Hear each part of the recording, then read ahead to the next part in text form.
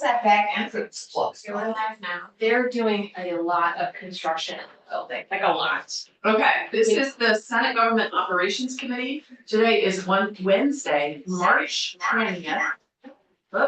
Okay, and this, we are getting a delayed start because of our long floor time. We canceled the second thing on our agenda about the governor's appointee. We'll ask Secretary Riley Hughes back at another time. But we do have with us Jill Remick, who's the Director of Property Valuation and Review at the Department of Taxes.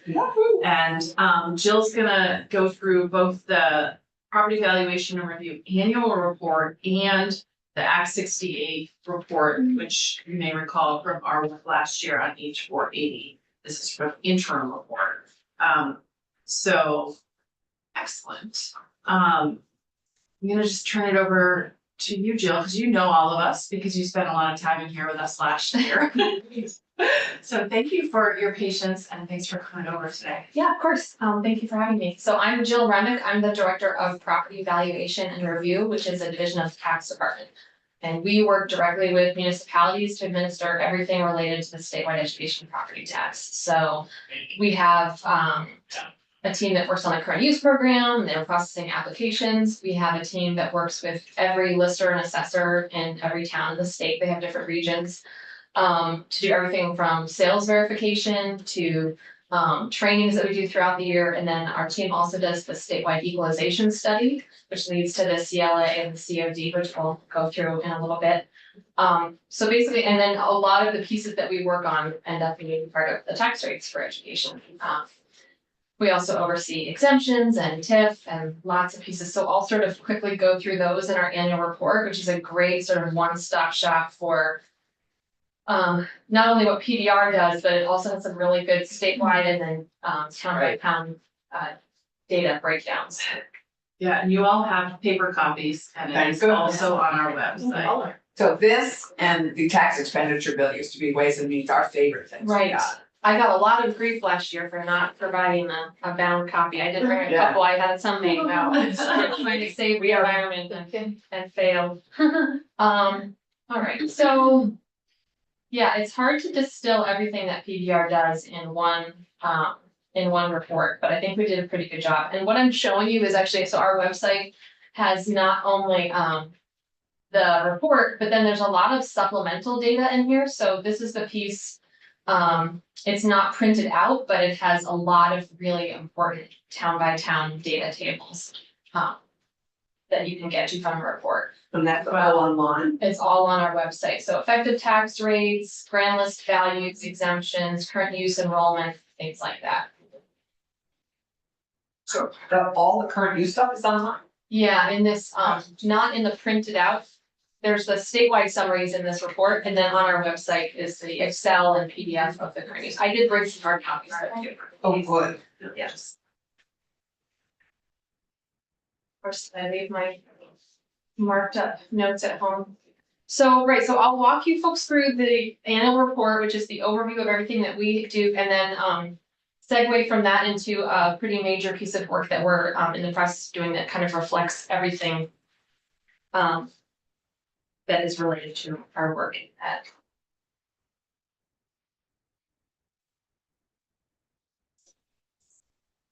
So the annual report has been published since the beginning of time. I've been the director since 2018.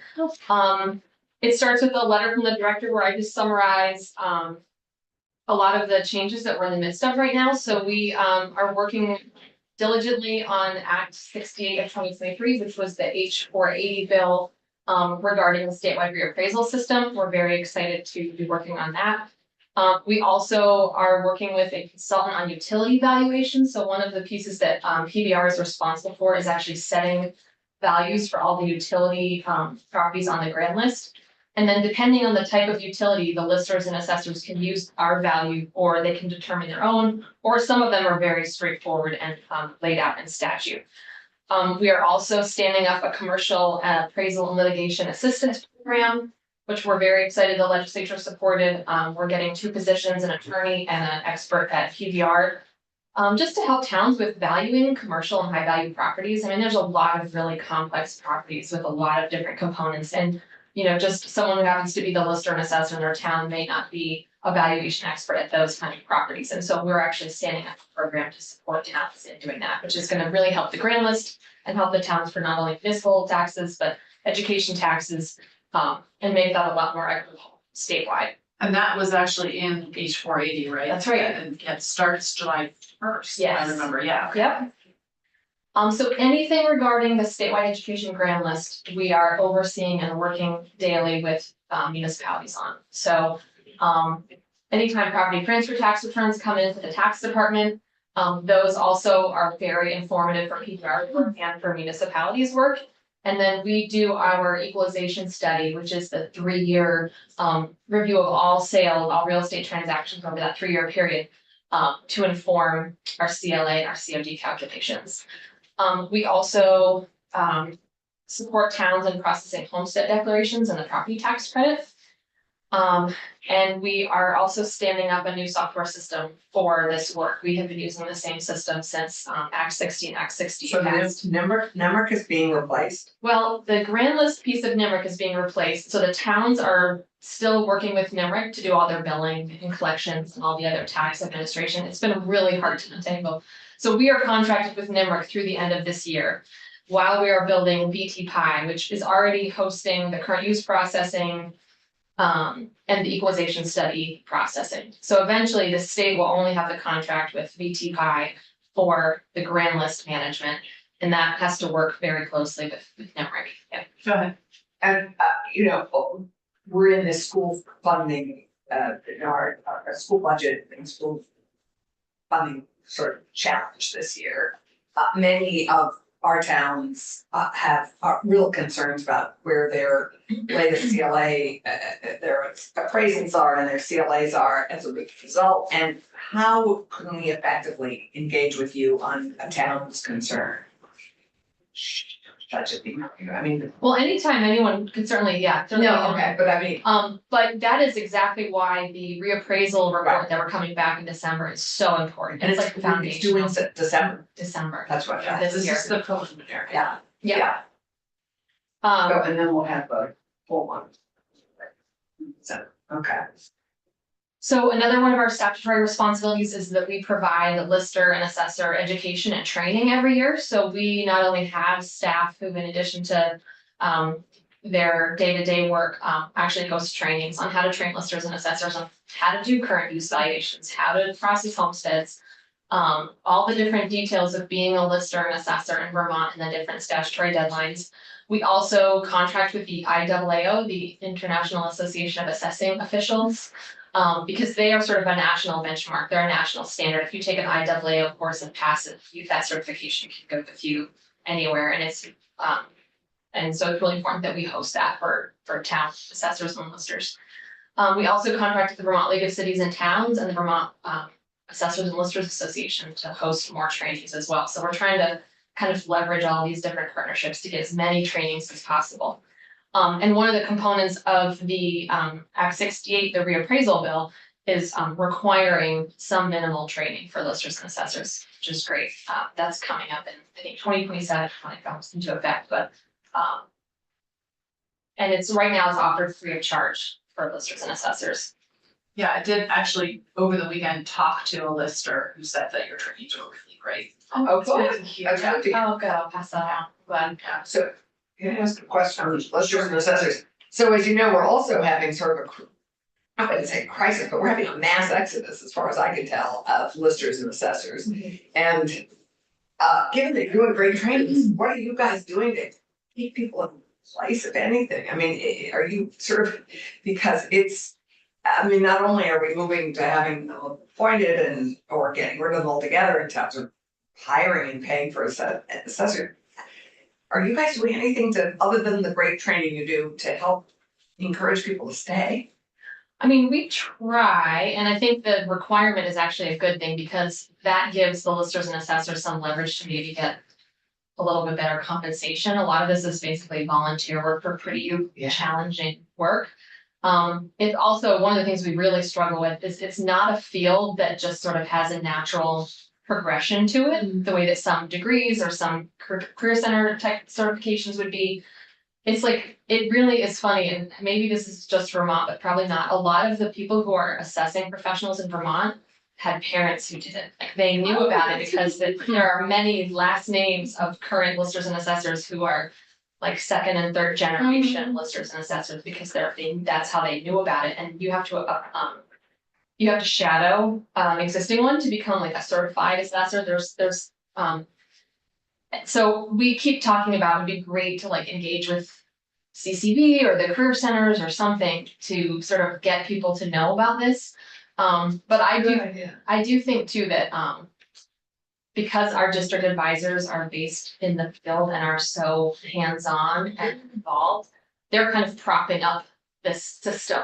And so it does at some point need some support because it's really hard for towns to keep people. And then a lot of these folks are older and they don't want to leave their town in lurch, so they'll keep doing it until someone comes along who can take it on, and that's really hard to do. No, I feel it's very fragile right now. Yeah, another thing that's been kind of promising is there are a few folks who are sort of sharing assessors, so maybe a few small towns wouldn't have enough work for a full-time assessor, but maybe the 5 towns in that area are. So like in Lamoille, there's an assessor who covers all the, like a bunch of little towns, and between them, they have a shared contract, so it's a full-time position with benefits, which is really important to help, attract people.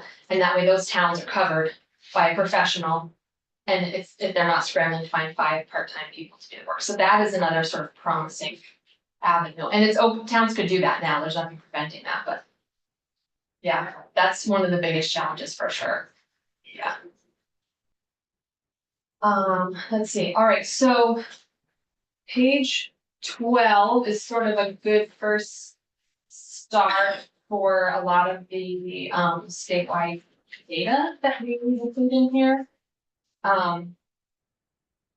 It's sort of a summary of the different grand list categories, which is one of the pieces that we are going to be coming back in that December report on possibly narrowing those or changing those. So that is useful categorization for policy decisions like made in this building.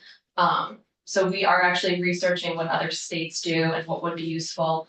I know there's definitely interest in like short-term rental or secondary residences, things like that. And there's not a great way to capture that now on the grand list, but Why do you capture with seasonal home with more.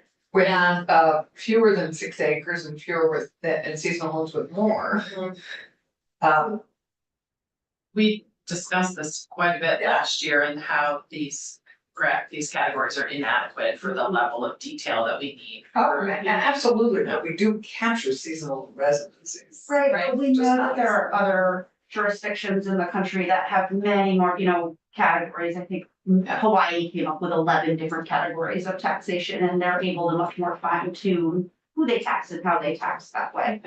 Absolutely. and 6 acres feels pretty arbitrary. I'm not sure how long these have existed, but It's a long time, right. so. And a it is house site, arbitrary. throughout the statute, a house site is 2 acres or less, so Yeah, a lot of, This doesn't bear any correlation to tax, to what you're taxed on or what you get a break on. So if it was like 25 or more, you could understand it because of Right. current use, right, or 2 or less. Yeah. As opposed to. Yeah. Yeah. so then the next table too is just sort of a summary of the properties that fall under those categories, and then their listed value and then their equalized value, meaning once you apply the CLAs, what the actual equalized values of those different So properties. that's lots to ask a question. Thank you. So I just want to clarify this. We are, so on page 12, we've got a couple of tables here. What is for grand list categories? These are the categories that are used by the state right now, or these are categories that are captured by municipalities The municipalities are the ones that categorize their with all these properties, things. and then we collect it. And because the state just does homestead, on homestead, is that? Yeah. No. Well, we collect all of this because we actually established the CLA and the COD for each category and Yeah. found there are properties that fall under it. Okay. So we use this for a lot of different pieces, and if we see something that looks really wacky, like something that clearly shouldn't be in utility electric, we'll reach out to the town and have them correct it. Okay, so this. So the state does get this information currently, but we don't differentiate. Look below, or see the values. Based on each of these, 12 or 15, 15 different categories, they don't have different tax rates. Correct. And you might have, just because current use is something that, we manage a lot. You might have a residential with 6 or more acres, a town might categorize, a farm where someone lives, and they also have 50 acres of pasture land, that might be categorized under residential. The farm category is also confusing because it has a very specific narrow statutory definition. It may not be the same as a homestead that happens to have a farm, for example. Commercial apartment, it might be, if that's 4 or more apartments. So if I own an apartment building and live in one of those units, then one of those units would be my homestead and then the other would be taxed as non-homestead. So it doesn't, you can largely correlate, especially residential, right? The residential categories with at least 2 acres and the house site as being homestead. But yeah, it doesn't impact their taxation treatment. It's so that we can categorize the values and then when we're analyzing the sales that we're reviewing. Look at these categories. So in a lot of towns, there may not be enough, but there are definitely towns in which there might be enough commercial apartments that we feel like we could use that data and it can tell us what the CLA for that subcategory would be. And if not, we roll it up to the town level. There's one town-wide CLA. Okay. Yeah. Thank you. Yeah. Yeah, and this is a lot of work that's happening with H480 or Act 68 is to try to get at these categories to make them better. The new activity, it's so funny to hear this discussed. I know when that And happens. it's just random that it ends up being in the same department, Yeah. tax and, it's like so I know. funny. When it got named Act 68, I'm going, oh, no. Oh. That's why I love it. issue. Well, yes, because of Act 68, 68. back in the Well, 90s yes. were the big, and so now this is like the new Act 68. It's Was okay. that confusing you? It is. Not me, but Okay.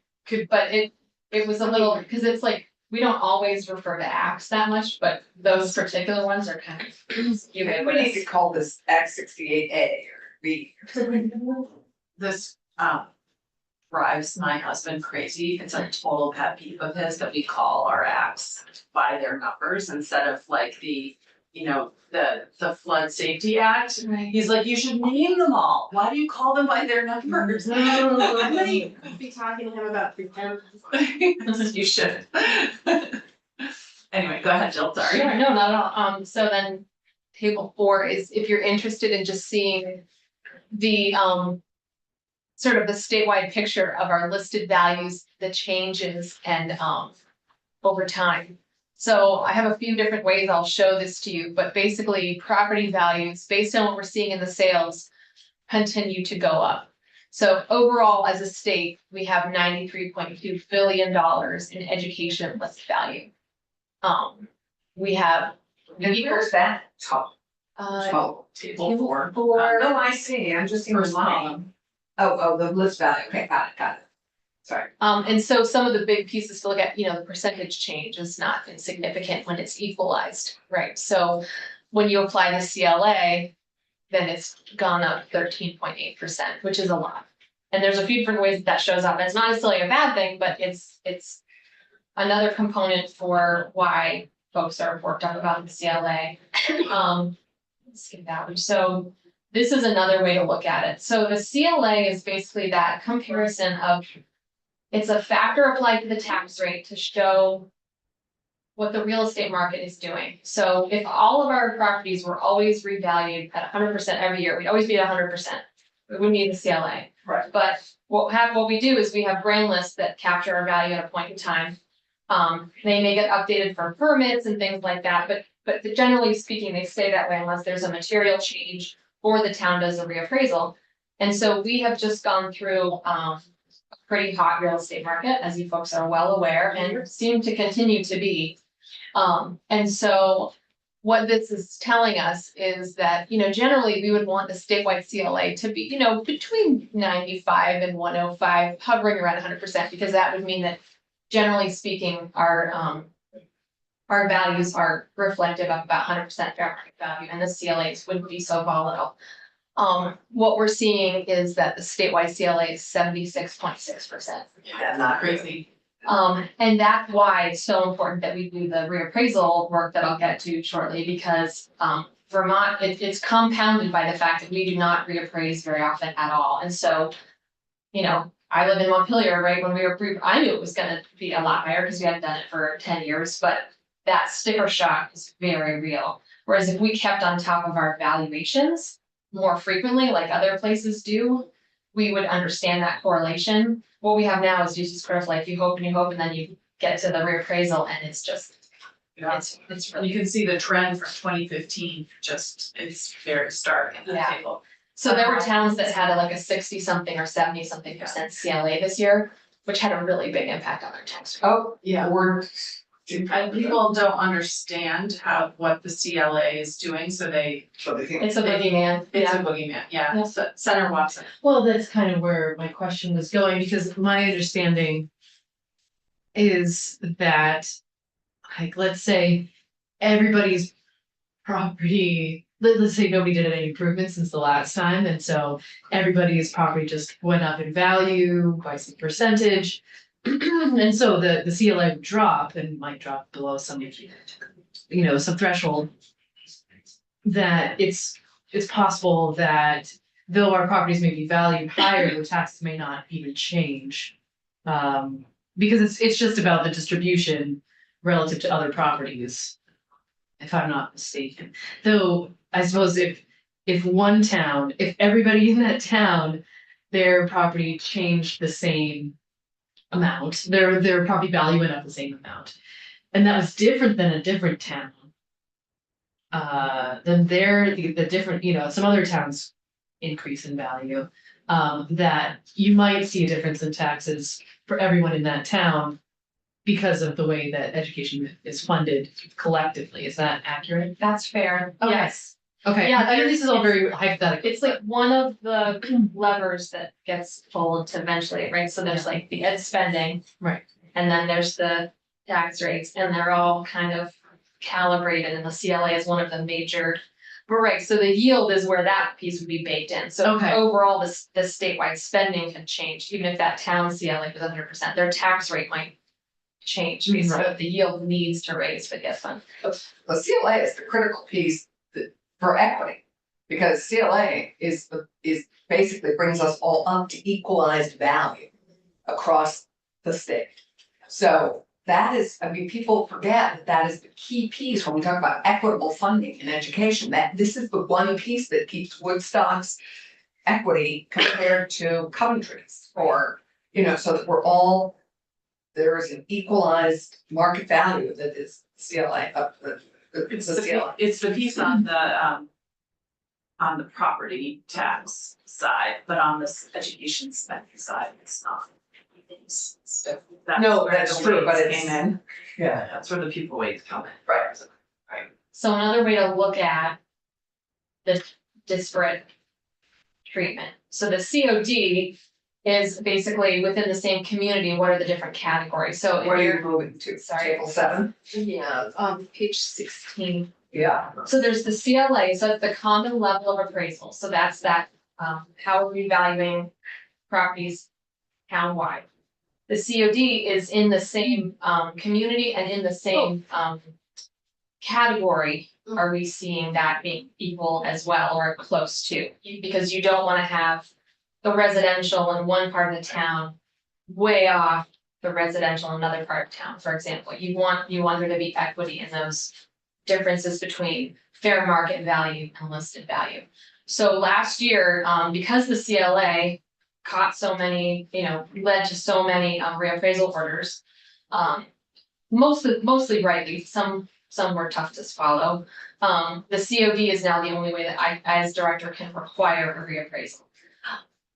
So the town could reappraise anytime they want. They do get an annual appropriation that they should be setting aside for reappraisal. And then instead of a timeline in Vermont, we have the director of PBR, based on this study, orders reappraisals of towns. So there were already over 100 that were under order, and then last year there was several more. A lot of them had already been under order and continued to be under order. And then this spring we're we're broadening it even further. And how are we catching up? I mean, the under order, okay, that's one thing, but then how many respond to the order and actually have been able to? We're scheduling them out to 2028. That's what I. Oh, my goodness. So this again is another reason why the reappraisal piece that came out last year is so important. Yeah. We need a regular cycle. Everybody agrees on that because then the firms can count on it, the towns can count on it, they can establish that relationship, they can pick their regions they work in. The firms that are trying to recruit people into this work, because they're having a hard time finding people, Yeah. even on the private side, they're very in demand in Vermont. They would have some stability knowing that their workforce would have, this amount of work every year. We put it at 8 years, every 8 years. 6 years is Every what we've 6 come years. back to. I think, Okay. that is correct, and I think that is what we should say. I know that there are some that think, well, that's not realistic, so we shouldn't have that be the number, but I think we should aim for what our standard is. There's no, let's try. The Yeah, national recommendation is every 4 to 6 years. right, okay. Center Way. Thank you, Madam Chair. And I know you didn't, well, first of all, that was very interesting. I did not know that. So thank you for that update of information. Are there any other example years, tax years where we have? Historically, you have had this ability. You require the CLAs to be corrected essentially in communities, and you're saying you do it on a now 6-year basis. You try to have it as. Well, that was supposed. That's the proposal. Historically, like, when did this process start? Are we talking like this has been going on since like the 1890s type of thing, or we're talking like 1950s? And I'm just wondering, is this experience, has it happened before? Or is this a totally new phenomenon that we've just kind of created with our tax policy? It's a great question. There certainly has been ebbs and flows in the number of orders going out, especially after, was it 2014? There was some big housing, maybe 2008. Housing crisis in 07, 8, and 9. Yeah, Yeah, like those numbers also really show that Okay. bubble and then that drop. Okay. So this is what real estate does, right? Okay. Yes. So you flow kind of with the real estate market in that way. It's not like there's some unique thing that's happening right now within our towns, other than the lower workforce. That, and I think the demand for housing in Vermont has gotten Yeah. exacerbated significantly, and then the COVID market really did show up on this data. So I think it's a combination of a lot of towns have not kept up on their reappraisal, so some of them are even like 15 years old, and so of course their CLA is wacky, and then when they do a reappraisal, it's sticker shock. So but no, I'm sure like there's been other times, but this feels urgent, and it feels like it's been building to this for a very long time, and now we've really sort of reached this crescendo where essentially, whether it's this spring or next spring, every town is gonna be under order. Yeah, that's okay.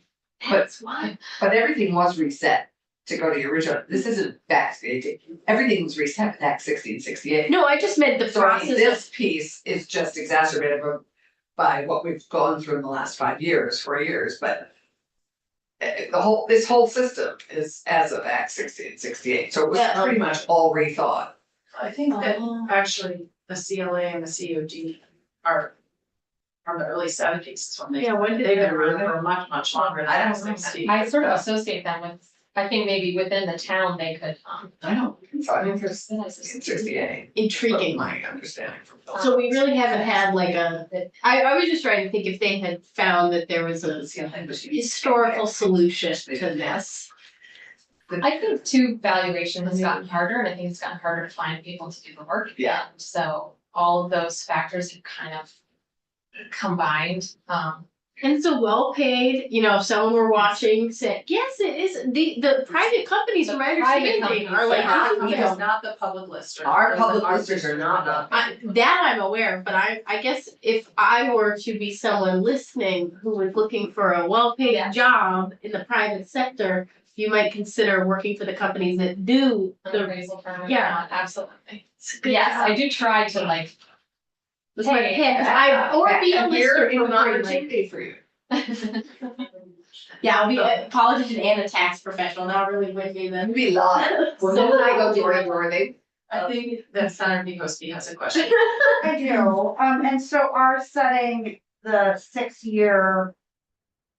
That's a maximum, right? So like a community could evaluate, I got the wrong words, but reappraise sooner than that. Definitely. And I ask, because my concern is with, as Senator Clarkson points out, we've seen this sort of increase in costs because of the pandemic, and I don't know, and maybe none of us do, what level of volatility there is. And so if everybody reassesses in 2024, in 2027, are those gonna have to come down pretty significantly? Mhm. And so I just wanna make sure that communities have flexibility to respond to any volatility that we've seen in the housing market because of the pandemic. Yeah, and the CLA will capture that as well, right? So we do this study with the towns every single year. Okay. And so so that would show up as a CLA over 100%, meaning Okay. that they were valued on their brand list higher than what they're going for fair market value. So it actually bring the tax rate down. Okay. So that is kind of designed to calibrate for that.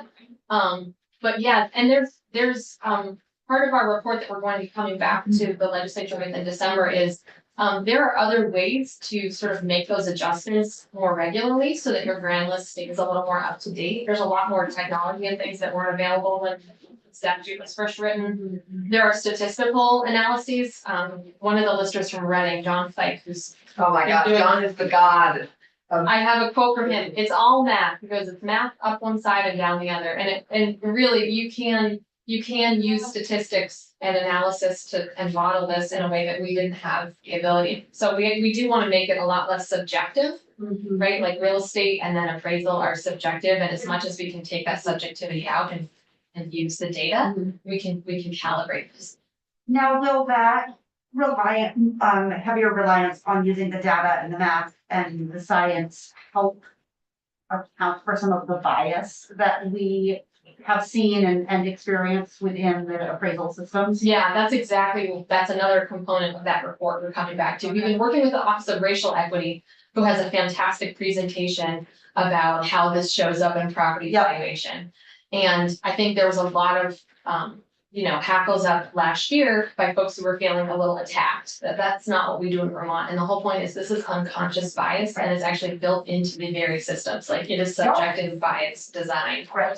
And so that is part of the proposal is how can we set statewide camera requirements and which is the data system that we use so that it's not, master bedroom or, valuing things based on a certain neighborhood characteristics. Like what is that? That's a very subjective. There's a lot of pieces of the valuation that part of it's subjective, it's just baked in. And so we really do need to analyze that. And so we've been getting trained at PBR by the Office of Racial Equity on specifically how that shows up in property evaluation. And then the next step is, okay, then how do we change our handbook, our trainings, the data that we collect in a way that's not blaming or anything like that, but it's removing that subjectivity as much as we can. Yeah, absolutely. Gosh, there's so much more to talk to you all about. Sorry, this is taking. No, you're good. I also have chocolate if people want the chocolate. I'm feeling guilty. I was able to eat while you all were on Do the you floor. want it? I'm gonna pass these around. So I saw John in town meeting. Okay, of course, this. My God, he's just the best. Let's see. So I'm gonna kind of skip over appraisal. We've talked about that a lot, and I will talk about our specific update for you. But I think this came up a few minutes ago is how behind are we, right? So because we don't have a statewide schedule, because it's dependent on the town finding someone, contracting with them, maybe going under order, maybe not. We're only able to get, as this table shows, not a lot of reappraisals done every year. I will say in 2024, we have 40 towns reappraising, which is great. That is. You have 21 last year. Yes. Yikes, that's not Yes. too many. So we, 40 this year is a really good step in the right direction. For 40 for 24? Yeah. Yeah, this report came out in January, so now I know a little bit better. I must say thank you. Just make me thirsty. All right, switching gears quickly. Current use. So another major piece of our work at PBR is we have a team of people who review and manage the current use program. Is So, Elizabeth still on? Yeah. Good. of course, thank goodness, I don't know what we're No, doing without her. Thank you, Elizabeth. So the current use program has been in place since the late seventies. It's designed to sort of preserve Vermont's working landscape. The way it does it is that eligible properties and eligible property owners can enroll their property in the current use program. And what that means literally is that there's a contingent lien put on their enrolled property. That the state has a contingent lien on the enrolled acreage or farm building. And that in exchange for that agreement, the taxpayer gets a reduced property tax liability. So their current use enrollment, whether it's a farm building or it's acreage, there's a use value. So like a per acre value set by the current use advisory board. And that value literally replaces the listed value of that property. So this has a few helpful sort of summaries of enrollment over time and agriculture versus forestry. Farm buildings, so farm buildings are actually, eligible farm buildings are taxed at 0%. And then here's the use value. So see, I need to update this. The current use advisory board did set these for 2024. So for example, You're at table 13? yes, Oh my God. I'm gonna update that. They did set that in February, so they're a little higher, they're a few dollars higher than each of those in 2023. So I might even have that written down. the 187 million total, no, forest and ag, so total is, So table 13 is the per acre value.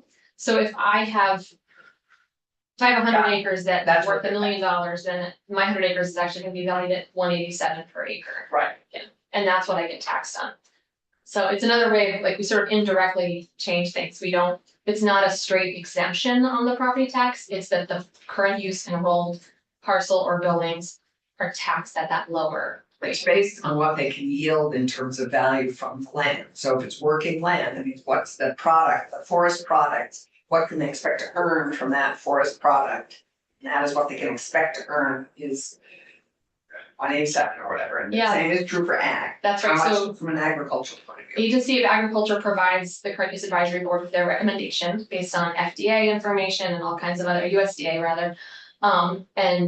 Forest Parks and Recreation provides their suggested use value based on like stumpage and things, yeah, it's, so they bring a pretty complex calculation to the current use advisory board and the board adopts these values, so they're based very much in partnership with Agency of Agriculture and Forest Parks and Recreation. Thank you. I'm back on table 11. Annual current use enrollment, looking at the total number of acres. Interesting that the total number of, okay, Total acres. I think I just answered my question. Never mind. I mean, my question is going to be the total number of acres is going up over time, Absolutely. but then it looks like that's because of forest acres balancing agriculture acres. Oh, yeah, decrease in ag, increase in odors, increase in parsons, and increase in forest. Yeah, you're right. It's interesting. That's all. Thank you. I answered my question. There are, Yeah. there are, pretty specific eligibility requirements for agricultural land. And if you are a qualified farmer, which again has pretty specific qualifications, you can enroll less than the 25 acres. Right. We saw a record number of current use, transfers and applications in the last couple of years. But it really was transfers or partial enrollments or transfers of partial, like it was more land changing hands. It's not like there's more acres that are suddenly getting enrolled. That's kind of leveled out. But our growth in total acres is actually leveled out, which is, there was a point where we were growing a little more rapidly. Yeah. But the good thing now for both ag and forestry is that now both have management plans that are required. They both have to show activity for the huge break that they get. And because that wasn't always true for ag, Right. but it was always true for forestry, which was Right. Yeah, and so I think it's in here somewhere, just it's sort of interesting. There's the value of farm buildings is the value of the ones that are replaced by this 0% is everywhere from $1 for like a little shed to, multi-million-dollar sugaring factories or, Yeah. things like that. So the overall fiscal, impact of current use, so the savings for municipal, because again, when you have the consumption, that's the value that your property is set at, that is for both your municipal tax and your education tax. So, the tax savings for enrolled landowners, in 2023 was about 19 million. The education tax savings for, enrollees was about 50 million, if I said 19,000, that would be unhelpful. And just to be clear, the legislature does have us distribute what's called the hold harmless payment. So every year we distribute close to that 19 million back to the municipalities so that they're held harmless for that current use enrollment impact on their municipal tax rolls. Senator White, you have a question? No, I just was counting. Oh. Got it. But it's also not grown, as people like to think. This is I believe, our largest tax expenditure that we have as a state. Our current use program, for which we make billions of dollars. I mean, it enables billions of dollars of activity.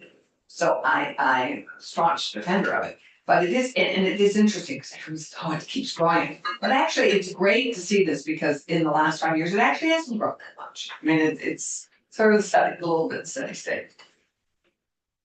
Madam Chair, Yes, Senator White, go ahead. can I ask a general question of within your role?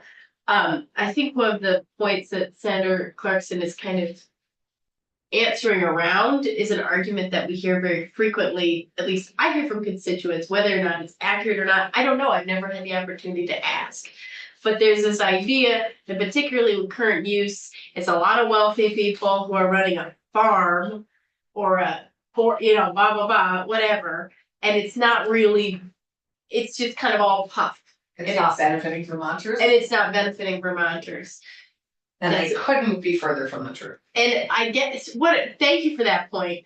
I'm wondering in your line of work, do you find that a lot of people aren't really applying who should be applying? I mean, do you have any kind of accountability to make sure that there aren't people like using the tax system or inappropriately listing within current use when in reality the average person wouldn't really consider it an appropriate use? Yeah, so there's two main points. A lot of states have an income requirement and Vermont does not have an income requirement. So there are absolutely very property or otherwise wealthy folks who are enrolled in current use. I wouldn't say that's the norm, but yes, there's no requirement that they are under a certain income threshold, but there are states that have that. The ones that I see are heartbreaking. The family farm has been in the family for 72 years, and because we can't keep up, the dairy prices aren't staying up, we've got to sell our cows. Well, now the property is not eligible to be enrolled. There are farmers who don't necessarily want to lease land in smaller pieces for hay or crop, and that is another way people can also, I could own my own land and not be a farmer, but I could lease my property to a qualified farmer, and they could use that land. Which is what many of our seasonal residents do. And it has enabled farmers hugely because they cannot afford to buy those farms to do that work. So because land has become so expensive in Vermont, the partnership between our seasonal residents and our farmers is huge. And there are many other crops that farmers farmers, once they stop milking, can do, as we know. They can sugar, they can do forestry, they can do hay, they can do a bunch of other crops that will keep it in use, in agricultural use. It's just sad that we're having to get more creative. But I would just say that the people who are not enrolled who should be are a lot of our old line Vermonters who don't want to lien on their property, don't feel that they will conserve it without the state giving them a benefit. However, many of them are facing the financial reality that if they want to keep their property, they're gonna have to put it in current use. Okay, I'm gonna cut off the conversation about current use because we're going down a little bit of a rabbit hole. Oh, no, it's a wonderful. So I would love for Jill to carry on with this and try to come to a stopping point, and then we'll move on to the Act 68. The new To be Act continued, 68. I would love to continue. Yes, Yeah, I like this. And there's anecdotes in all directions, so. Yes, exactly. But I will say, so here's, to your point, thank you for that segue, if you want the lien removed from your property, you have to pay land use change tax. Ah. And that is not insignificant. So several years ago, that land use change tax went from being sort of a proportional tax. So let's say I broke off 5 acres to give to my daughter, so now those 5 acres are no longer eligible. It used to be sort of proportionate to the value of my property, 10% of that, okay, we know what the land use change tax is. There was definitely a concern, I think, and this predated me, obviously, but that was not a high enough penalty. And that people were pretty regularly breaking off portions of the property, and so now the land use change tax is, if it's the entire parcel or the entire building, it's pretty straightforward, it's 10% tax on that. If it is a portion of the parcel, that portion that comes out is valued as a standalone parcel by the lister. So if you're breaking off 2 acre or 5 acre pieces, well, now you're breaking off a house site and 3 acres of valuable land, that land use change tax is significant. And so I would say in my line of work, most of the, not all, but most of the appeals that we get or concern that we get is, folks are not happy about the land use change tax they have to pay if they want the lien off, or if they sell it to someone who's no longer eligible and no longer gonna use it for that. And then you have folks who maybe didn't have a super great title search, and so then they buy property and it's got a lien on it, now that, if the lien runs with the land. So until someone pays the land use change tax, it's on that property, no matter who owns it. So, We did this when I was on the Ways and Means.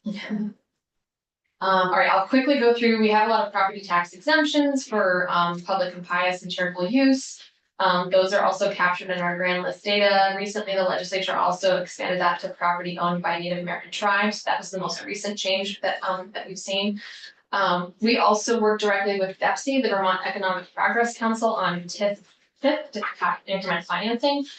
Which Love tips. you wanna make your eyes cross, try to follow the TIF calculations, but we have really smart people at the tax department, not me, who work with DEPC on those very complex calculations. And we thank them. Yes, we do. Yes, Hartford loves tips. We love tips. Speak for yourself. I'm not a big tip fan. No. We as individuals. Yes. We, as Windsor County Senators, Springfield, Hartford. All right, Jill. So I think for the interest of time, I think if you folks wanna get into the details about like the property tax credits and homestead declarations, and then Jake Feldman from the tax department oversees that, one, he's very, very smart and would be happy to come over and talk through that. Because, obviously that is a significant factor in our property tax structure. Is the income sensitivity and the homestead versus non-homestead treatment of properties. So there's a whole lot of that in here too. These tables are amazing, Jill. Yeah, they're great. Good. Thank you, Chloe, for helping me with all of these. Chloe, Oh. But we stole from. Chloe from us. Here's a JFO. Yeah. She did, she was the education analyst when we first came. I worked with her quite a bit. So again, I'll sort of go quickly through this. As I mentioned, we have the grant programs that we administer. So there's the current use hold harmless payment that I mentioned that is meant to, hold harmless as much as possible municipalities from the current use enrollment impact. Back in the day, everything about current use was administered at the local level. And again, before my time, there was a concern that maybe towns would not be as inclined to have someone enrolled in current use because that would hit their municipal grant list. So it's all done at the state level.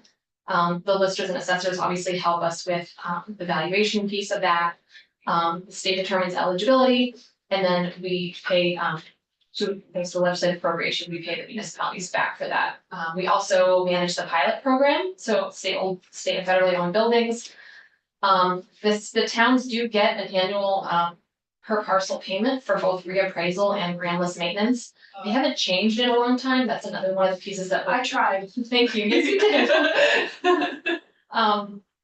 you did. Those dollars are set in statutory language, which means they're not adjusted for inflation or anything like that. So, a dollar when that was most recently changed in 2005 is not a dollar anymore.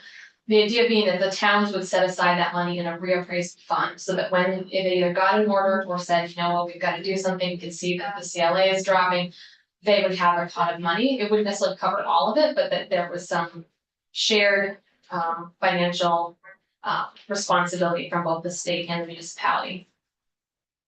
And then, like I said, we have an appropriation for lister education, and then also working with the towns to do the sales validation for the equalization study.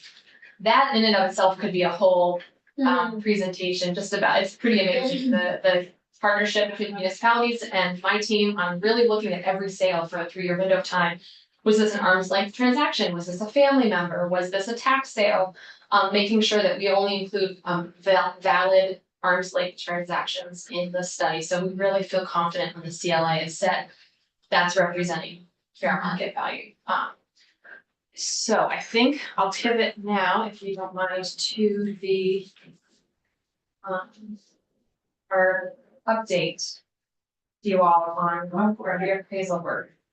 This is just such great work. Thank you. I'm glad, good. I love this. And like I said, I did, the tables are on our site, and I did bring the 3 ones that normally lawmakers are interested in. There's the effective tax rates, current use enrollment by town, Oh, I love. one of those. Great. So I'll hand those around before I go, or I can send them around now. There's the current use one if you guys are interested. All right, so we spent a lot of time in the last few years sort of sounding the alarm about this reappraisal work. The CLA sort of concerns of the past few years for municipalities also helped give some momentum to the idea that we really needed to revisit how reappraisals are ordered, how we do them, what can we do to have them happen more regularly and have the CLA be a lot less volatile. So I think I sort of showed this to you folks on another slide, but why are we doing this? So even, for a long time, the CLA was hovering around the right place, and now it's really plummeting, and that is really impacting tax rates. Also, even with the change to only having a COD be what can order, we ordered 157 reappraisal orders based on the COD as well. So over the past 10 years, the average has been like 17 to 20. So that's not enough to keep up with the demand. So we spent a lot of time in various committees, and you folks heard a lot of testimony about Act 68. So the primary discussion was the state of reappraisals. There's a few other important components that are related that were in this act. It asked the tax department to come back to you all in December with a plan for a statewide reappraisal cycle and what that would look like, any statutory changes that would need to happen. And then there's also all the related components, right? So appeal structure, that changed the appeal structure. Right now, I can appeal my valuation of my property to my lister or assessor. I can appeal to the BCA. And then if I'm not happy with that, I appeal to the PBR director, and we have hearing officers who help with that, who also do it at the kindness of their heart, basically. So appeal structure, the grand list categories we talked about, and then setting up a regular reappraisal cycle, and how maybe could the state host contracts with vendors and assign them out? Would that be helpful for the towns? Because right now, a lot of the towns that are very much wanting to reappraise, they can't find anyone interested in coming. And the firms around New Hampshire, Massachusetts, New York, it's not worth our time to drive 4 hours to a 5 parcels, so we're not gonna bid on that, right? So we definitely need to find some ways to make it more attractive to firms, make it more attractive to individuals who might be interested in pursuing this, and get folks to conduct these not only for larger municipalities, but the smaller ones as well. It also included, like I said, the not only the grand list categories, but the implicit bias reduction training. So we are hosting an IAAO training because we don't feel that we in PBR should, we want to rely on folks who really have a vested, spent time on it and provide a really professional implicit bias reduction training. So we are working with the Office of Racial Equity for a Vermont-based component, and then that would be a companion to a national training, and then we'd have everyone participate in that next year. Now, does this relate to, so I'm very excited to see that.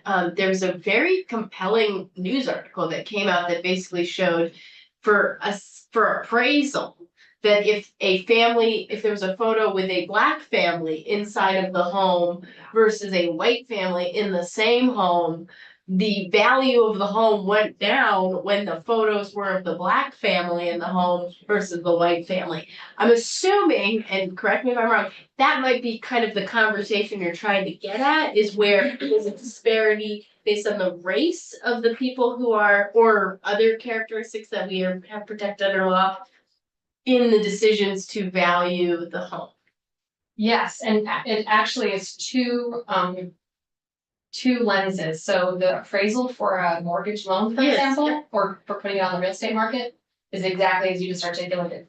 Then there's data that shows that they're actually overvalued for tax purposes. Oh, wow. Oh, yeah, Oh, no, no, wow. no, reverse.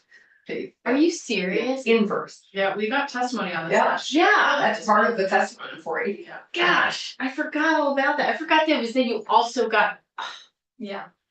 Oh, no, they're thank you for doing that. each But that's what you're way. talking about. Yeah. Undervalued and then overvalued. And so we're really good at assessing single family home bathrooms and bedrooms. That's a place everyone's very comfortable at. It's pretty, that's where folks are comfortable and they can analyze, oh, I put in a fireplace, I'm gonna do this, do that, there's that, but then there's a lot less expertise and comfort with the bigger properties that really make a difference. And so I think the subjectivity comes in about, like I said, the characteristics of the neighborhood, or, what's in the house, what's around the house, there's that piece as well.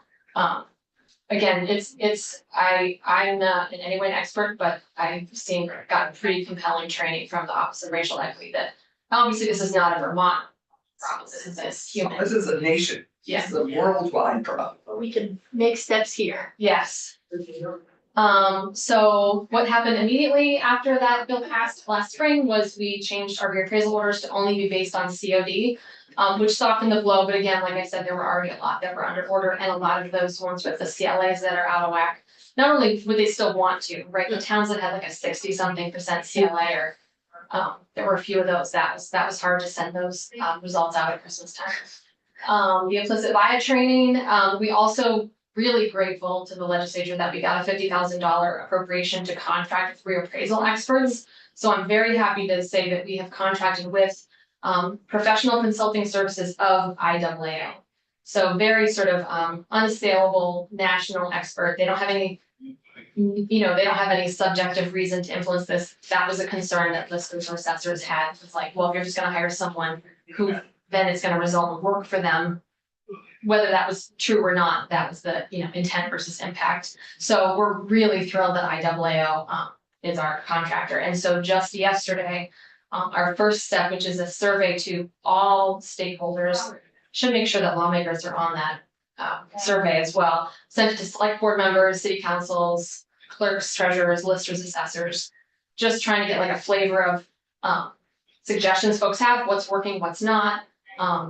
What do you think about this, and this, the pieces that were in this bill? And then they're also doing a national survey with all the other, with other like entities like Vermont. They're asking sort of their national cohorts to find out what other jurisdictions are doing, so we can learn from them. Because we have such a great opportunity here. We really don't want to make any decisions or recommendations in a bubble. We really need to use this opportunity to think big and make a big change. Make no little plans. Love that, Daniel Burnham. There were also a few other less massive components, but we're happy they're in here as well. Required education programs. It requires municipalities to only hire assessors approved by PBR. That hasn't been an issue, obviously. Select boards notify us when they have done a vote to, oh no, my battery's running low. To replace their listers with an assessor. So right now there's statutory language that a town can vote to eliminate the board of listers and then hire assessors. Or they can appoint folks in those positions if they have a vacancy. And it is very hard for towns to find people to be listers right now. As we began. Did you provide your slides to? Yeah, they're on So, your webpage. pull 'em up. They're on your site. So if my computer dies, then at least Yeah. we've got that. Okay. And we have about 8 minutes before we're gonna lose quorum. Okay. So, Are we, somebody leaving? yeah, there are childcare teams. Childcare. And my computer will die shortly anyway. Yeah, it's good timing, actually, Jill. So on your committee page, is the link, Olivia put the link to our actual progress report that we provided in, December.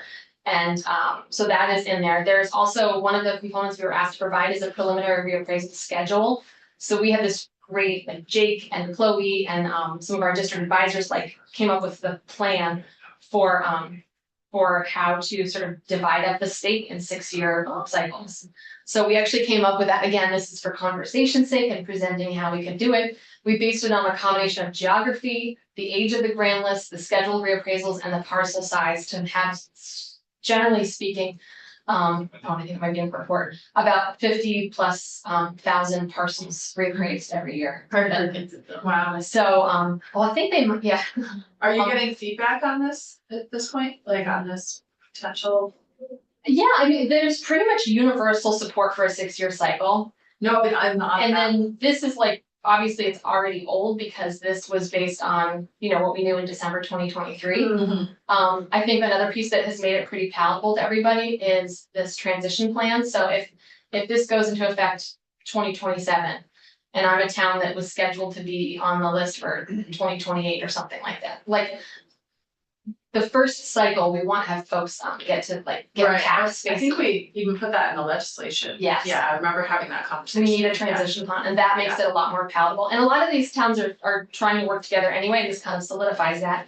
I definitely wouldn't want to speak for all of the listers and assessors, but everybody agrees that we need a regular cycle, that we gotta get out of this. Senator Yoski. Yeah, so I'm looking at the sort of layout of that sort of proposal for the cycle, and I'm wondering why it's sort of scattered all over the state and not more regional. I would imagine that it'd be easier to get one of these companies to do it if they were gonna come in and do like all of northwestern Vermont. Mm-hmm. So I'm just curious.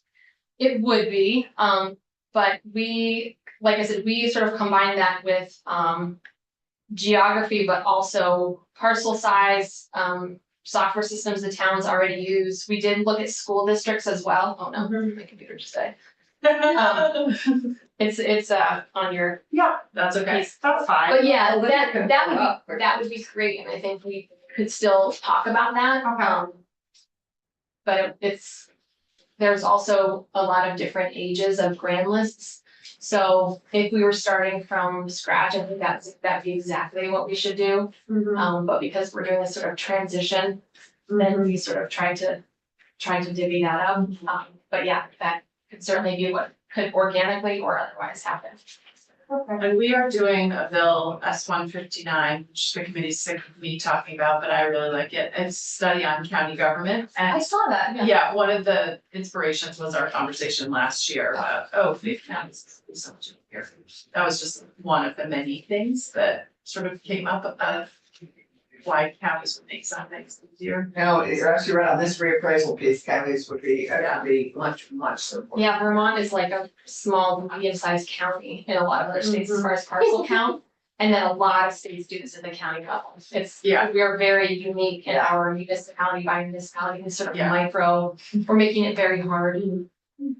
We make our things hard on ourselves in a lot of ways and all really expensive. Yes. We're doing everything on such this micro level. Yeah. Yeah. It's true, although I don't think we thought that was the case when we designed it. For sure. Well, Jill, thank you so much for Yes. coming over for this update, and we have the reports, you guys, and if you wanna take a look at them, we can always have Jill come back. And I really look forward to the final report next December.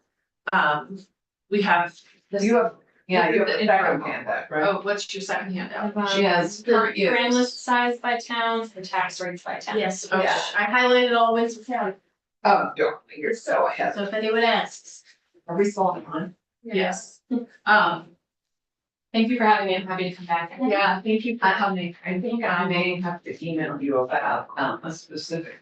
And good luck tonight. On the way home.